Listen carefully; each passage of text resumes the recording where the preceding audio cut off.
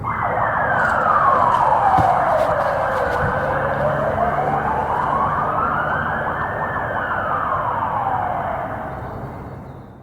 back, everyone. Tonight we're diving into the story of Gabby Petito. A young woman whose cross-country van trip with her fiancé turned into a tragedy that really grips the whole world. Yeah, it definitely caught everyone's attention. And it sparked so many questions about, well, about the darker side of those picture-perfect lives we often see on social media. Absolutely. On the surface, Gabby and Brian seem to be living the dream, Traveling the country, posting those amazing photos of their adventures. But as we'll see, there was a much more troubling story going on beneath the surface. And that digital trail they left, well, it ended up playing a huge role in the investigation. It's amazing how those little digital breadcrumbs can become so important, isn't it? Almost like a modern-day Hansel and Gretel, but leading to something way more sinister. Right, so let's back up a bit and give everyone the background. Gabby Petito and Brian Laundrie, both in their early 20s, met in high school in Florida, became a couple pretty quickly. And they seemed, well, by all accounts, they seemed happy. Yeah. They even shared this dream of traveling the country in a van, living the van life. Yeah, they even documented their van conversion online, turning a regular 2012 Ford Transit van into their home on wheels. And in July of 2021, they took off from New York. Their social media was just flooded with these idyllic pictures, sunsets, mountains, always smiling. Especially Gabby. She just radiated this bubbly, energetic personality in her posts. You could tell how excited she was about the whole adventure, sharing it with everyone. But we'll get to this later, but some of her private messages actually tell a different story. Yeah, that contrast between their public image and what was happening privately is really interesting. While they were projecting this carefree, adventurous couple online, their relationship was already showing some cracks. And one of the most alarming signs came from Gabby herself. While they were on the road, she confided in her ex-boyfriend. She told him she felt trapped, even scared of Brian's reaction. Looking back, these were huge red flags that, well, tragically, no one picked up on at the time. It's a scary reminder that what we see online is often just a carefully constructed version of reality. And for Gabby, that curated online persona was hiding a relationship that might have already been turning dangerous. And those fears weren't unfounded. About a month into their trip, on August 12th, police in Moab, Utah got a 911 call. A report of a domestic dispute involving Gabby and Brian. The whole thing was captured on police body cameras, which, as you can imagine, became a really important piece of evidence. It's tough to watch that footage. Gabby is clearly distraught, crying, struggling to explain what happened. Meanwhile, Brian seems completely calm, composed, giving the officers his side of the story. And the thing is, their stories don't really match up. Exactly. And that's what makes the police response in this case so controversial. The officers decided to separate them for the night, but didn't arrest anyone. They seemed to see it more as, I don't know, a mental health issue than a potential domestic violence situation. It raises serious questions about how law enforcement handles these kinds of situations. Did they miss any warning signs? Could they have done more to protect Gabby? Those questions really fueled the public outrage later on and sparked a bigger discussion about police training and domestic violence awareness. And then just a few weeks after this incident with the police, communication from Gabby just stopped. The last confirmed sighting of her was on August 27th at a Whole Foods in Jackson, Wyoming. And her last text to her mom, sent on August 30th, said something like, "No service in Yosemite." But even back then, Gabby's family wasn't sure she had actually sent that message. Yeah, there was that weird text about Stan, which didn't seem to refer to anyone Gabby knew. And that's when the case takes this really dark turn. Brian Laundrie returned home to Florida alone on September 1st, driving Gabby's van. And he refused to talk to the police or Gabby's family about where she was. His silence was deafening. Absolutely deafening. And it fueled this enormous media frenzy. Everyone was glued to social media, desperately trying to figure out what happened. It seemed like the entire world was asking, where is Gabby Petito? And then there's the body cam footage from September 11th when the police went to the Laundrie home. That really shook people up. Oh, yeah. Brian's parents, standing in their doorway, told the police Brian was home, but they wouldn't let the police speak to him. Their behavior was, well, let's just say it was strange. It was a really bizarre and unsettling scene. And just 8 days later, Gabby's body was found in a remote part of the Bridger-Teton National Forest in Wyoming. The autopsy confirmed what everyone feared. Gabby had been strangled to death probably weeks before her body was discovered. Suddenly, the focus shifted from finding Gabby to finding Brian, who is now the prime suspect in her murder. And that's when that digital trail Brian and Gabby left behind becomes even more crucial. Exactly. Because while Brian was trying to vanish, his and Gabby's online presence was giving investigators valuable leads. And, well, as we'll discuss in the next part, the story takes some really unexpected turns from there. So, the authorities were trying to figure out what happened, where Gabby and Brian went, and Brian himself had disappeared. Vanished. And that just added to the whole media frenzy. Everyone wanted answers. Where was he? What did he know? Was he responsible for Gabby's death?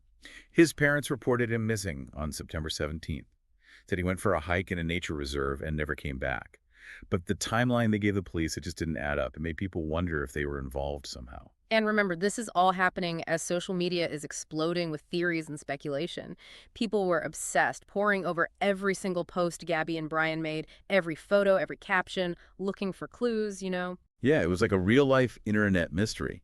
People all over the world became armchair detectives, coming up with theories, even doing their own investigations. It really shows you the two sides of social media in cases like this. On one hand, it's amazing for sharing information and getting people involved. But on the other hand, It can be a breeding ground for misinformation, Ah. wild speculation, and even harassment of people who have nothing to do with the case. the Petito case is a prime example of how social media can both help and hurt an investigation. You have these amateur sleuths, sometimes finding important information, but also spreading rumors and making baseless accusations. Exactly. And with Brian still out there, that digital trail they left became even more important for the investigators trying to track him down. You remember that YouTube video? The one from that couple who accidentally filmed Gabby and Brian's van in the background? I do, yeah. That random video became a huge lead. It helped the authorities narrow down where to search for Gabby's remains.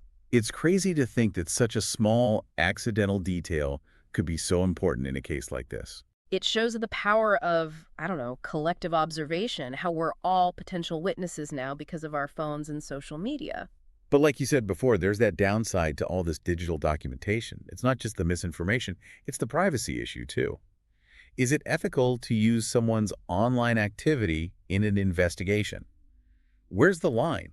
It's a tough question. We're still figuring that out as a society. Where's the balance between investigating properly and respecting people's privacy? And while all these ethical debates were happening, the search for Brian Laundrie went on and on. It went on for weeks. The whole country was watching. And then, a huge twist. On October 20th, Brian's remains were found. Right there in that nature reserve, his parents said he went hiking in. Finding his remains brought some closure, I guess, but it also brought a whole new set of questions. They found a backpack and a notebook with him. And inside that notebook, written by Brian himself, a confession. So in his notebook, Brian admits to killing Gabby, but he claims it was a mercy killing. He said she was hurt in a lot of pain. Yeah, he wrote, and I'm quoting here, "I ended her life. I thought it was merciful. That is what she wanted. But I see now all the mistakes I made. I panicked. I was in shock." It's like he's trying to paint this picture of a desperate act, driven by love and compassion. But, I mean, does that really hold up? Mm. When you consider the evidence. Well, that's where things get tricky. The coroner's report, it said Gabby died from manual strangulation, and that completely contradicts Brian's story about a mercy killing after an injury. It makes you seriously doubt his version of events. Points to something a lot more violent, more intentional. And let's face it, what Brian did after Gabby's death doesn't exactly scream heartbroken lover. He ran, drove across the country, even used Gabby's debit card, went to a lot of trouble to cover his tracks. It seems more like someone trying to avoid taking responsibility. Right. It makes you wonder if he was trying to manipulate things even after death, control the story, make himself look better. And what about his parents? Their behavior throughout the investigation was, well, odd. They went camping with Brian, like right after he came home alone. They refused to talk to the police. And their story about where he was kept changing. It was all so strange. Their actions, or lack of action, I guess, fueled all those conspiracy theories. Did they help him get away? Did they know more than they said? Were they actively trying to hide his crimes? These are questions that still haven't been answered, even after Brian's death. It feels like there are still missing pieces. Even with the confession, we don't know the why. What made him take Gabby's life? Was it a burst of anger?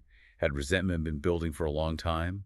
Or was it something else completely? And what about that Moab police encounter? Looking back on that body cam footage, knowing how things ended, you can't help but wonder if things could have gone differently. Did the officers miss something crucial? Could they have prevented Gabby's death? Well, that independent investigation did find that those officers didn't follow the right procedures. But ultimately, they weren't charged with anything. Still, Gabby's case really sparked a national conversation about how law enforcement handles domestic violence, the need for better training and awareness. Absolutely. And Gabby's family, they've been incredible advocates for change. They started the Gabby Petito Foundation to support organizations that help find missing people and assist victims of domestic violence. They've taken their unimaginable grief and turned it into something positive. They're making sure Gabby's story is about awareness and prevention. It's a reminder that we can all do our part to fight domestic violence. Recognize those warning signs. Speak up. Offer support to those in need. These things can make a real difference. The Gabby Petito case is a complicated and heartbreaking story. It's something that continues to affect people all over the world. It makes us think about the role of social media in our lives, the challenges of investigating domestic violence, and the lasting power of love and loss. And while we may never have all the answers, Gabby's story is a powerful reminder. A reminder to be vigilant, to trust our gut feelings, to speak out against injustice whenever we see it. Even in the darkest times, there's hope for change. And even in death, a voice can still inspire action. Thanks for joining us tonight as we delved into this difficult but important case. And if you or someone you know is experiencing domestic violence, please remember you're not alone. There are resources out there to help, and there's hope for a better future. And to all our listeners, stay safe and keep the conversation going.